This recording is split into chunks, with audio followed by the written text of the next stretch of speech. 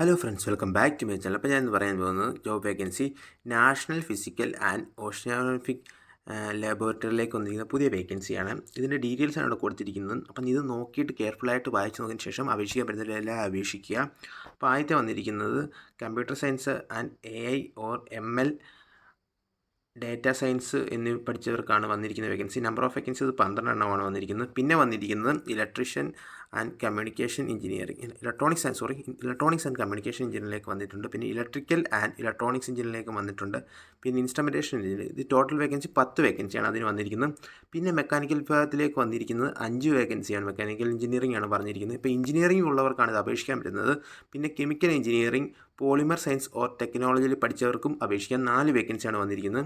പിന്നെ physics or optic ഇലക്ട്രോണിക്സിലേക്ക് 2 vacancy വന്നിട്ടുണ്ട്. Ocean ടെക്നോളജിയിലേക്ക് 2 vacancy ഉണ്ട്. അപ്പോൾ അപേക്ഷിക്കാൻ നല്ല വേക്കൻസിയാണ്.